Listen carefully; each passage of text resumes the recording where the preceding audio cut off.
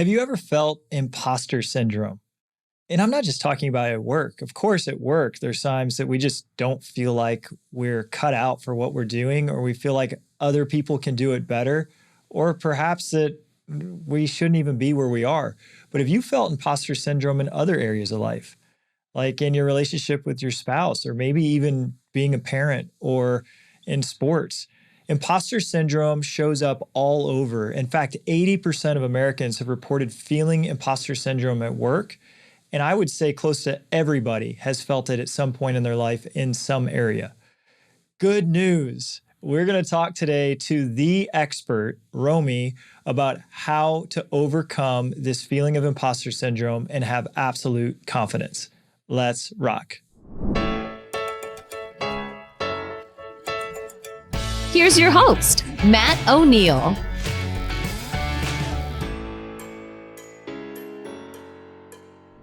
So early in my career, I was in my young 20s, mid to late 20s. I was running a real estate company, and people would show up who were more than twice my age to learn from me.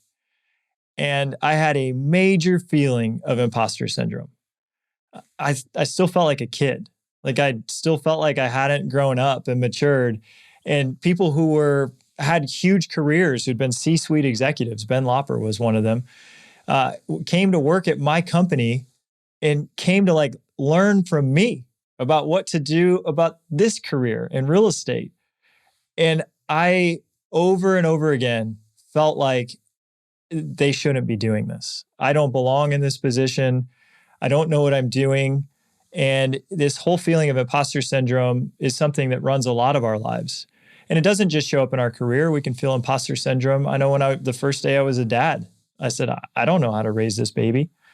And it can show up in sports. It can show up in so many different areas. And I do think every single person at some point or another is going to face this feeling of imposter syndrome.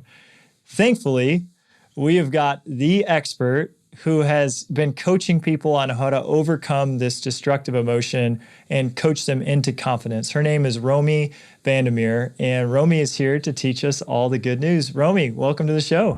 Thank you so much for having me, Matt. I'm really excited to be here. Now, in your experience, have you found that most people experience imposter syndrome at some point? Absolutely. And so what I want to specifically touch on is what you brought up, which is so great, is that imposter syndrome is not just in a workplace setting. So it can be in life, absolutely, be it in sporting, be it, do I feel like I am a good enough partner? Am I a good enough parent? Am I a good enough friend?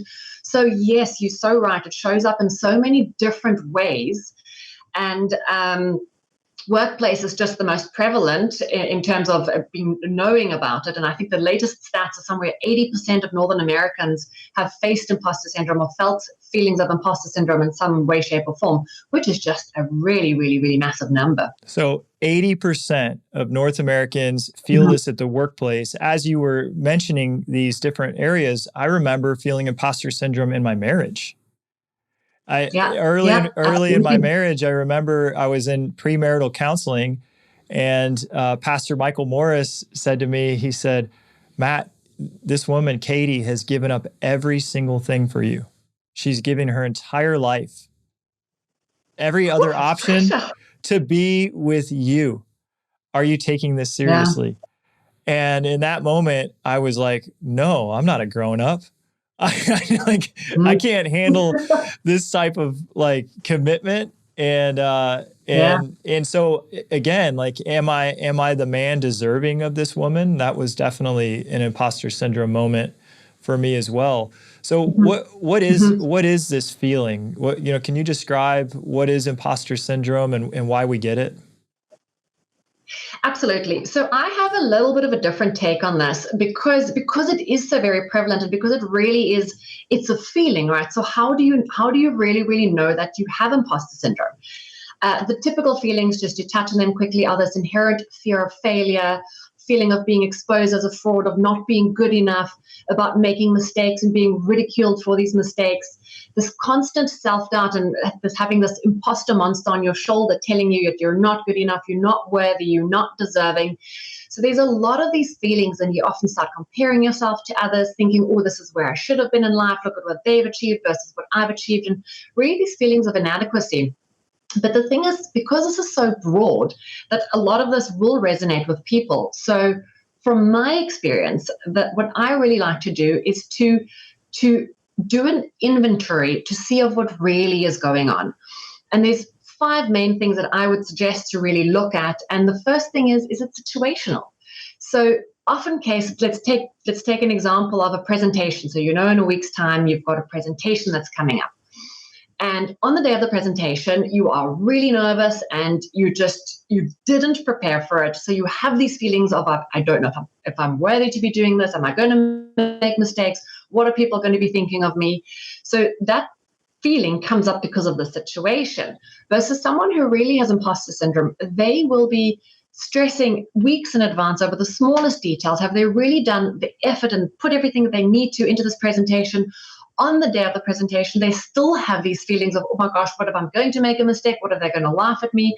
So while you have the same types of feelings, the person that's really been agonizing it and been thinking about it for a lot longer, so the quantity of time and the severity of feelings, they are the ones that have more of the imposter syndrome versus the ones that have just got it in the situation. Another really good telltale sign is once you've done the presentations, I'm just sticking with this example, is someone with an imposter syndrome would then just write it off as, whew, you know what, thank goodness that's done. I did a good job. Or I'm sorry, don't claim the good job, but they just think I'm good that I'm done. I finished. No one laughed at me. Phew, it's done. Versus someone who doesn't have imposter syndrome would actually claim the win.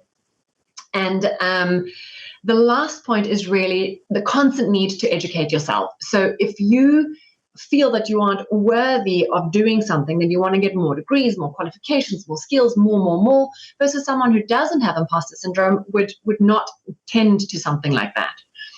So really, to understand if you have imposter syndrome, it really starts with doing an internal inventory and really just asking yourself these deeper questions to get a bit more of an understanding of your actions, your reactions, and your patterns. When is a time in your life when you had imposter syndrome? So I had 3 defining moments, and all in very, very different spheres of my life, which is why I'm such a believer and know that imposter syndrome is not just work related. The first one was in my swimming career when I was 19. Second one was when I was going through a divorce and I was standing in front of a judge having to shout at him because he couldn't hear me that, yes, I do want to get a divorce. And the third one, yes, was in a workplace setting. And so what happened there, and I'm just going to mention the last one a bit more, is coming from South Africa, where I started my real estate career, the way you work there is very different to Northern America in my personal experience. And Northern America is very much out for your own. It's a bit more of a dog-eat-dog world. It's not very collaborative, which is something that I was used to. And I was in a situation where I just had someone constantly telling me that this is not how we do things here. We do things differently. You need to change. You need to do this. You need to do that. And every day I was just being bombarded with how I'm doing these things wrong. And the more she was telling me what I was doing wrong, the more I was believing this. And it really just got to a point where I hated going to work. It was terrible. And then one day I just decided enough of this. I can't be the only person that's feeling that. And then I dug into a little bit what it was that I was feeling and uncovered that it was imposter syndrome. And that's how I discovered my whole imposter syndrome, or how I started my whole imposter syndrome journey. The wait is finally over. The Good Mood Revolution book is officially available for pre-order on Amazon today.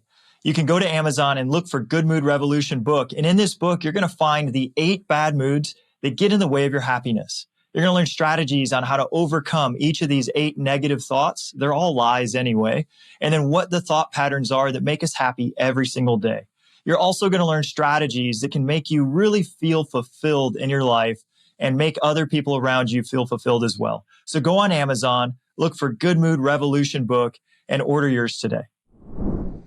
Yeah, so let's talk about the journey for imposter syndrome. I know one of the best pieces of advice you could give someone is fake it till you make it, right?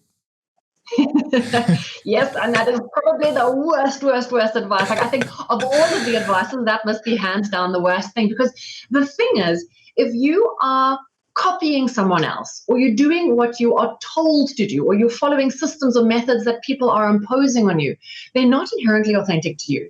So you're wearing this mask, or you're wearing this hat of, this is what I should be doing. And then you always have this fear of like, well, what if this mask slips off? If this hat flips off? Oh gosh, I'm tripping up my words here.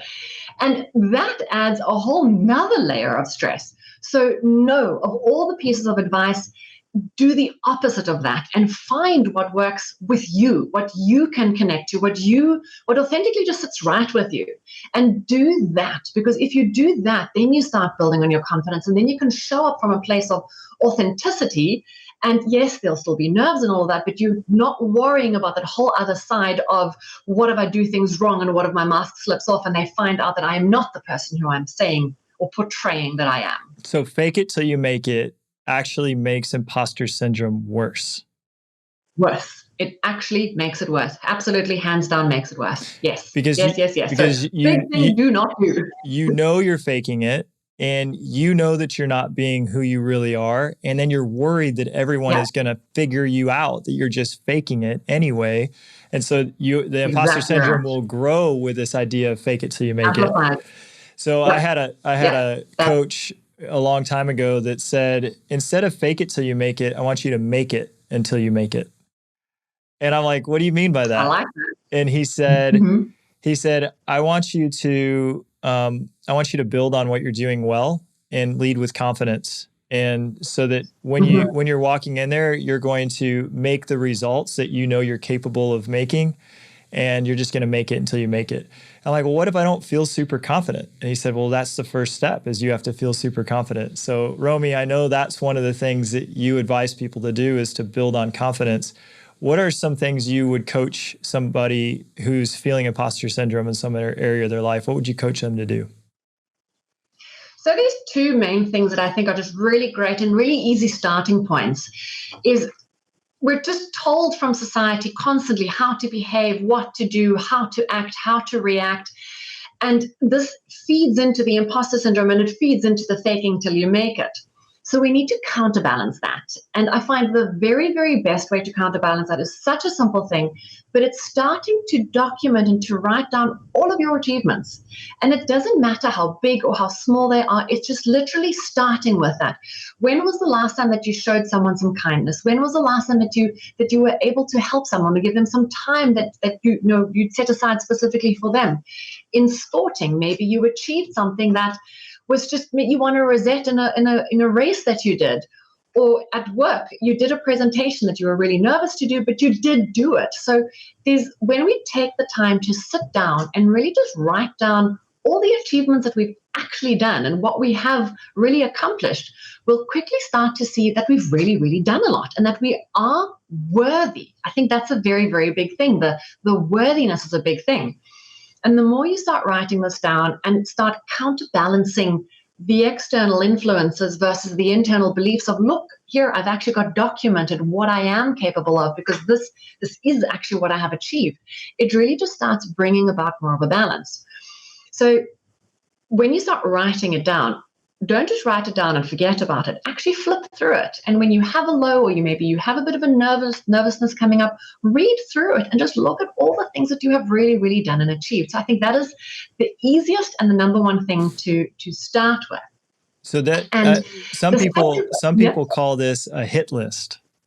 Like, like a band's greatest hits. They put all their greatest hits in one album. Well, I guess that's a thing of the past. But anyway, so the hit list is thinking back on our own life and saying, hey, what are my greatest hits? And we could start all the way back to childhood, right? Like, let's say you won the spelling bee. For me, I won a writing contest when I was a kid. Fantastic. And that would go on my hit list. And then I'm like, well, there was another time when I moved out to Colorado and I didn't know anyone. And I started a career and I was successful. And then there was another time I got into this other career, real estate, and I didn't know anything about real estate. and I didn't know anyone in the town I moved to. And then I was successful. And then there was this other time, and we could just build out this greatest hits of our life, and that would give us a tremendous amount of confidence, right? Absolutely. And all of those achievements that you mentioned, they're big and they're wonderful achievements, but I would suggest to add those as well as the smaller ones. So when you said the spelling bee, I thought that was a great one, because we tend to just disregard what we've done as, well, it's happened, it's done, it's over. But to actually claim that you won, or you didn't do the spelling bee, sorry, the writing contest, that's a big thing. Like, that is an achievement that we should be proud of and not just discount. I never won a spelling bee. My children laugh at me so hard when we're trying to do their spelling words, because they know I don't know my 8-year-old knows how to spell better than I do. And they always laugh at me. And I don't know what it was. Spelling was just never my thing. But writing was. And there's a spell check. Writing was? There's a spell check, so maybe my words aren't always spelled correctly, but they always end up correct before I submit the paper. So it just was one of those details. It was never that big of a deal to me. And it still isn't. So, but yeah. So I was telling you before we started, I do this hit list with each day to build my confidence each morning. So the very first, when I pull out my journal, I'll meditate for a few minutes just to ground myself and get connected. And then I write down 3 things I did well yesterday.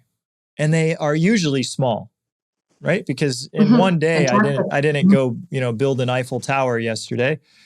Usually in one day, I'm just doing something little, like, yesterday I was traveling all day back from the Eckhart Tolle conference, but on the plane, I finished a continuing education. So that was one of my things. Okay. So this morning I said, hey, one of my wins, I finished a continuing education. That was great. Another one of my wins is I got into a huge tickle fight with all my kids. I got home, they tackled me on the bed. They wouldn't let go. They were tickling me like crazy. I was tickling them back, and I hadn't seen them in 9 days. And that was a really big win, was to just jump right in and be so fun and exciting with my kids. And that was one of my wins. And then another one of my wins was I got to read my son a book before bed and tell my 6-year-old daughter a story. She'll always ask, Dad, will you just make up a story? Just a short one. Oh, and so I made up a story yesterday, and she said, that was a good one. And she said, the worst story you ever told me? I'm like, what, Kelly? She said, one night you told me a story, and it said, once upon a time, there was a daddy who was really tired, so he went to bed. The end. I love that. Yes, okay. I said, that sounds like a story a really tired dad would probably tell his daughter who was asking for a story. Yeah. But she remembered the worst story that I ever told, and she reminded me. But this was all a win, right? So every day I'm starting with this position of confidence, which is just creating a hit list from the day before. One of my favorite authors is Ben Hardy. And Ben Hardy has a new book coming out called Rapid Transformation. And I took his course in December. And the course was, he said, every week you should create a hit list of this past week and say, what were the 5 things I accomplished this past week that were pretty big, that were, he says, significant. And every week I'm surprised. I come up with 5 significant things that happened that week. And then he said, now building on this confidence of what you've just done, what are the 3 things that you could accomplish this week that would make a big difference? And I'm taking this idea of the hit list on a weekly basis now and saying, well, if I did that last week, what could I do this week? And it really makes a huge difference. It makes a huge difference. And what's wonderful, which you also touched on, is if you then go back and you look at it. So what did I do yesterday? And you have the 3 things, and coming to the tickling of your kids. Just, you get to relive that moment again. And how wonderful that your kids were able to just giggle and laugh. And kids just have this amazing ability just to scream with laughter without abandon. And that is just so every time you get to read that sentence again that you put down, how exciting is that? How wonderful is that that was something that you had achieved? And it's very, very uplifting. And every little thing, it just adds to your confidence. It builds, it builds, it builds. And then going back and looking at the week's highlights, all of that adds to it. And so I like that you call it the hit list. I've heard of the brag book, the courage journal. It's all these things that really just, the little steps that add up to big results. They really do. And we mustn't discount the small steps, because every single step, every single act, every single thing we do, especially when we do it with intention, it adds up and it counts. Yeah, so I run a real estate firm, and people who just get their license will join us, and they always have imposter syndrome. Always. Yes. And I start with what we're talking about. I say, well, you got into this career because you had some confidence you were going to do it. And that confidence was built on other things you had done in your life that you were successful at. And so I will ask them to tell me, or to tell themselves, what they've been successful at. And I'm like, build on that success here. They're just always so worried. Like, people are going to, they're like, well, what if somebody asks me how long I've been doing this? What do you say to that, Romy? So that's an interesting question. And I think real estate specifically, so my background is also real estate, so I can really identify with that. There's so much money that can be made in the real estate industry that I think there's this, you come in with this pressure already of this expectation that I'm going to be the next big person who's going to be making all of this money, but I'm only here. So my big thing is, don't compare your chapter 1 to someone else's chapter 20. So don't compare. If you're just starting, if this is your first year, your first week, your first day, you can't expect to be making that money and to be doing all of that, having all of that success that someone has had after doing this for 20 years. So it comes back to that comparison, which is very much imposter syndrome, which they're obviously going through and feeling. Compare yourself to if you have to compare yourself. Unfortunately, like I would say, don't compare, but if you have to compare yourself to what is your achievement that you have done.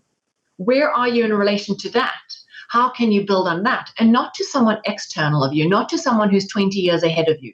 Compare yourself to yourself and something realistic. Yeah, I love that you've brought this up, that we don't want to compare our chapter 1 to somebody's chapter 20. And I think about it even with this podcast. I was just talking about this last night with my wife.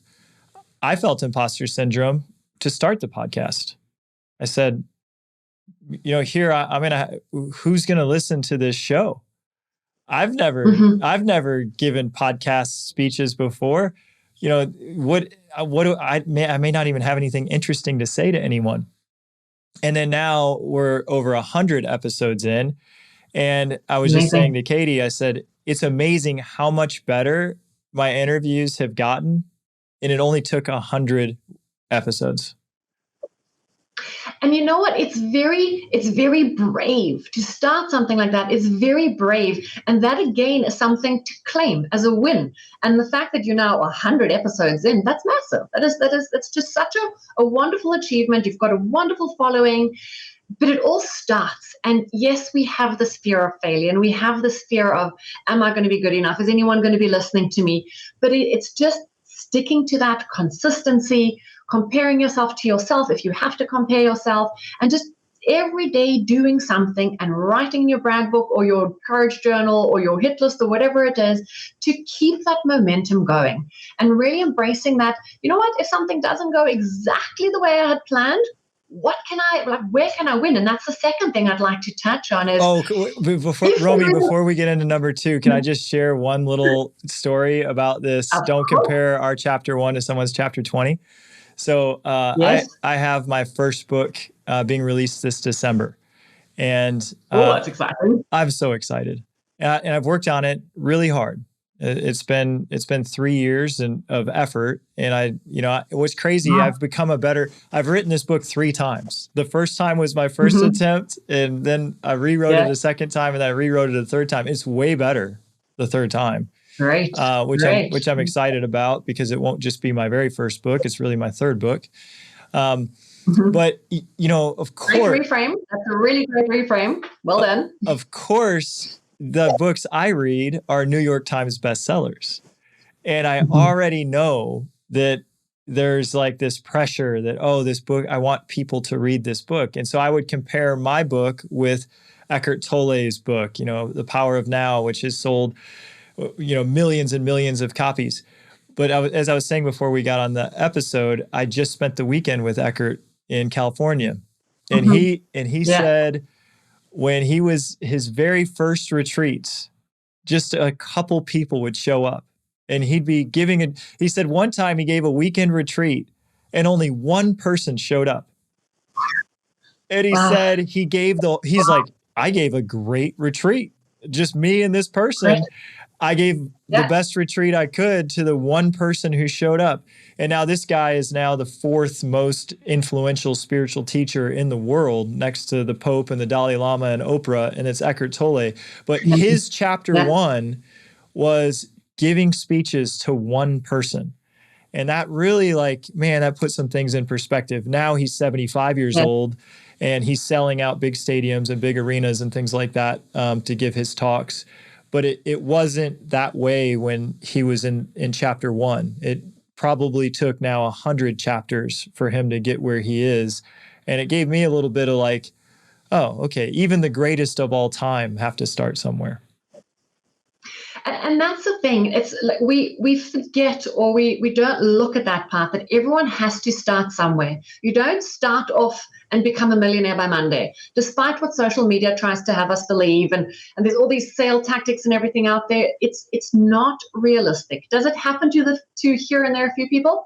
Maybe, but it is not the norm. The norm is to start, to make mistakes, to learn, to tweak, to grow from there, and just to stay at it consistently, and not to compare, and not to let yourself be discouraged if things don't go perfectly the first time round. In fact, you want to be making those mistakes early on so that you can learn from them, and then you could offer so much more value, you can do so much better, and you can just really grow from there. Yeah, Malcolm Gladwell had that idea that it takes 10,000 of intentional hours of practice before you get good at something. Well, if you did it 40 hours a week for 50 weeks a year, that would be 2,000 hours, which means if you were doing something 40 hours a week, which we typically don't do anything 40 hours a week, but let's just say you're like, all right, I'm going to be a master piano player. I'm going to practice this piano 40 hours a week like it's my job. You only get 2,000 hours at the end of the year.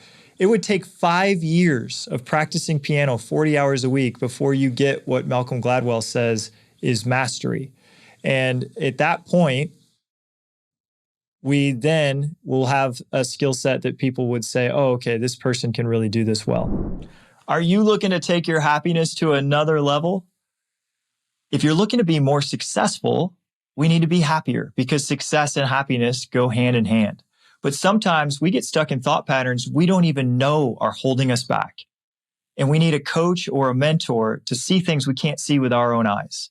I've had coaches and mentors help me access levels of happiness I couldn't have achieved without them. I'm now offering that same service to a small, select number of people. If you think one-on-one coaching could elevate your happiness, go to matto'neill.com and click the coaching tab to learn more. I look forward to talking with you. Romy, we were just discussing your second point. So the first, we talked about the hit list. What's the other thing you recommend somebody do to overcome imposter syndrome? So really the other point, thank you, is to set yourself up for success. And the best way you can do that is if you find yourself in a situation where your default thinking starts going back to, oh, why does this always happen to me? And what am I doing wrong? So in those disempowering thoughts, catching yourself as soon as those thoughts start popping up and reframing the question to a positive. So how can I win in this situation? Because I truly believe that if you so choose, every situation, you can get a win. There is a win to be had. So reframing it, how can I win in this situation? Or where is the opportunity for me? Or how can I grow? And you can actually have fun with this. So it doesn't have to be a dry question. It can actually be quite a fun question, like, how can my superhero shine in this situation? Or just, you can play around with it, whatever it works for you. But the point is really just to catch yourself when you have these thoughts, and then to reframe it into a positive so that you can get the win and the benefit out of whatever situation you are in. And some situations are tough. I know early in the conversation, you'd mentioned one of the times of imposter syndrome was a divorce. That's a pretty tough time.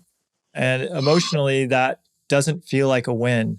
If someone's struggling with a failed marriage, that's negative language right there, how could they turn it around to see some positives in a tough situation like that? So I also think it depends on the severity of the situation. So taking divorce, for example, that's a big thing. So you can't just suddenly be happy and suddenly be, upbeat about it. So I do think give yourself the time and the grace to feel your feelings, to feel your feels. But put a time cap on that. So don't wallow in it forever. And then look at the situation and what can I take from this? How can I win? So in my situation, when I went through that divorce, I had multiple wins in the end once I could actually start reframing that. And my win was I am no longer in a toxic relationship. I had the strength to say no and to move out of this. Now I'm in an amazing relationship with an amazing husband. I have 2 beautiful children. So all of these wins came out of a situation that was bad, right? It was a really, really bad situation. So give yourself the grace. Don't be hard on yourself. Feel what you need to feel and then reframe it and then find the positives, because again, there always, always, always are positives and learnings. Yeah. And I think I love that you started out by saying you can't just snap your fingers and say, oh, I feel great today when you're going through something that's feels really traumatic. Of course, years later where you have, looking back, you say, oh, what a great decision to move on from that toxic relationship. But in the moment, it feels like everything's upside down. And in that moment, like I love that you talked about how that's a moment of imposter syndrome. Why did you feel imposter syndrome going through a divorce? I had just come off my swimming career, and my whole identity was Romy the swimmer. Coming out of that, so I stopped swimming, very quickly met my ex-husband, got married, and now this was the thing. I was going to be a good wife. I was going to be a homemaker. I was obviously still working and all that, but I was going to be a good wife. Very quickly, I realized that this is just not a good relationship at all. So the imposter syndrome came around. I'm not a good wife. I'm not what this person that I set out to be. I'm not a success in this marriage. So I'm in my 20s and I'm going to get a divorce. And that was it was such a big thing for me that there was yet another thing. So I just failed in my swimming. That was my frame at that stage. Now I'm going to fail at yet another thing. What am I good at? So that was a big thing that I dealt with for a long time, and had to work on that route. You were framing yourself as a failure in not in every area, but you were saying, oh, this is a failure in swim. Now I'm a failure as a partner selector, or just this stigma of now I'm a divorced person. And I love your advice here. And your advice is that, hey, those labels of failure, of course, will follow me if I choose to believe them, but there could be totally other ways I could perceive these situations that are completely positive. So what now, like, let's go back into your 20s.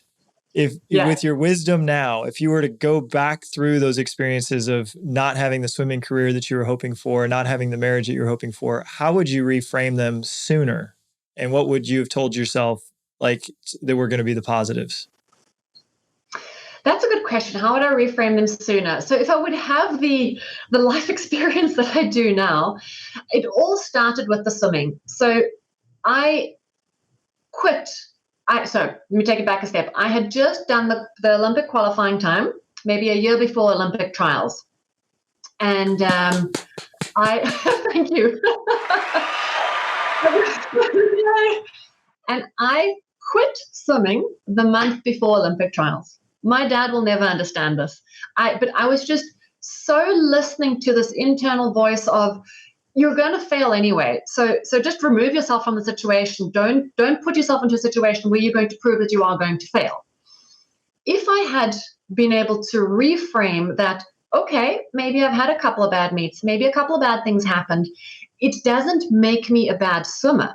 What can I learn? What did I specifically do wrong? Did I have a bad turn? Did I have a bad start? Did I, somewhere during the swim, did my mind start going, which is a very, very big thing? If I had the understanding now that if I would have worked on that, as opposed to focusing on the, oh my gosh, what if I'm going to make another mistake? But just focusing on what I can do in the moment, that would have made a big difference, because then I really believe that I would have focused on the positive, gotten more out of myself. I would have then not quit swimming. Maybe I would have made it to the Olympics, maybe not. It doesn't matter. The point is I wouldn't have quit. And by not quitting and by continuing, that just continues your success cycle up as opposed to pulling you down. But now that you did quit, there's so many positives.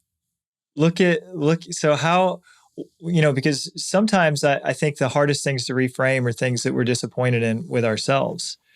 Yeah. What are the positives of you quitting? The positives of me quitting were that I then, and I take this 100% as a positive now, that I then met my ex-husband, because through him, I then moved I was living in Cape Town at that stage in South Africa, I moved to Johannesburg. Then once I went through the divorce, I got back to my swimming roots. So my best friend got me back to the pool. And through that going back into the pool, I started hanging out with my peers again, people that I knew. And lo and behold, who did I meet in the pool? My now husband. Oh my gosh. Literally in the pool. So this is the crazy thing about life, is that we can only connect the dots looking backwards. We can't connect them as we're going through them. So I think it's really beautiful. All we can do is just trust that the dots will eventually connect. Yes. And it's, now you have this life experience. There's going to be another failure. Just, that's life. Yes. We don't win all the time. So I'm going to have failures. You're going to have failures. There's going to be things that we're not proud of, that we wish had gone better. But now you have this life experience of saying, but maybe this is exactly what is supposed to be happening right now. Maybe this is God's plan for me, because the dots will connect eventually, and I'll look back at what I think is a failure now, and it's actually going to be a win. And trust the process. Trust that, exactly like you say, we don't always know. We don't have a crystal ball. Would we love to have one? Yes. But things happen, and we get a choice. And that's a superpower of ours that I feel like we don't always claim. We get a choice. Do we let this hold us back? Or do we let go? Do we learn from it? And do we just continue moving? That's the thing. Just continue moving forward. There are going to be people listening to this episode that say, I'm struggling with imposter syndrome. I need what Romy has. How would they get in touch with you? I think the best way to get in touch with me is social media. So you can find me on Facebook. You can find me on Instagram. You can find me on LinkedIn. Everything is romyv.coaching. What I also offer, which I think is really wonderful, if anyone would like to take me up on that, is I offer a free 30-minute call where we can just chat and see what is coming up for you and what is this imposter syndrome that is holding you back, and to help you start to let go of that so you can move forward. But to answer your question, on social media, at RomyV Coaching. It's been so enjoyable having this conversation with you. I absolutely love your energy. I love your story. And I love that you can take any aspect of your life and turn it into a win, because I totally believe the same thing. Thank you, Matt. It's really been absolutely wonderful being here. Thank you for having me. And it was a wonderful conversation. Thank you. All right, y'all. We'll see you next week. Thank you for listening to this week's episode with Matt O'Neill.